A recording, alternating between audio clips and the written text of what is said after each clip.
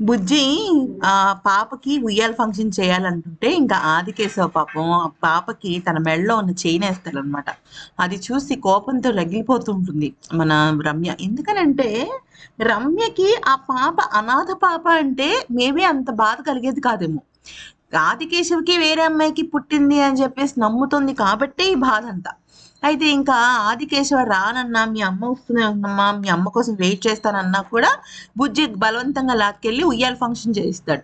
అయితే అదంతా కూడా వెనక నుంచి రమ్య వింటుంది. అంటే తను ఎంతలాగా పరితపిస్తున్నాడు రమ్య కోసం అని చెప్పేసి. అయితే ఇంకా ఏమవుతుందంటే రమ్య అదంతా చూసి బాధపడుతుంది.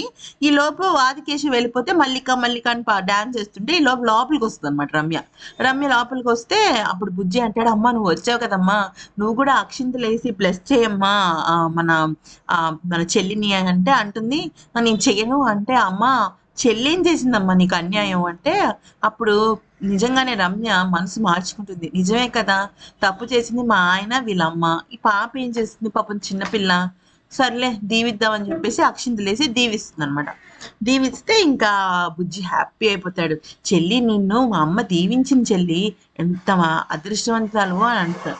తర్వాత పాపని తీసుకెళ్ళిపోవడానికి మన రమ్య వస్తే టక్మని లేచి కూర్చుంటాడు అనమాట బుజ్జి. ఎందుకంటే ఏడుస్తూ ఉంటుంది పాప. ఇక పాప ఏడుస్తుందమ్మా, దిష్టి తీయాలమ్మా నువ్వు అని చెప్పేసి రమ్య దగ్గరికి వెళ్ళి దిష్టి తీయమంటాడు. అయితే రమ్య ఏమో నేను తీయనంటే, నువ్వు తీయకపోతే నేనే తీసుకుంటానంటే, వద్దులే నేనే తీస్తాను ఆగని చెప్పేసి దిష్టికి సంబంధించినవన్నీ తీసుకొచ్చుకుని దిష్టి తీస్తుంది అనమాట. అది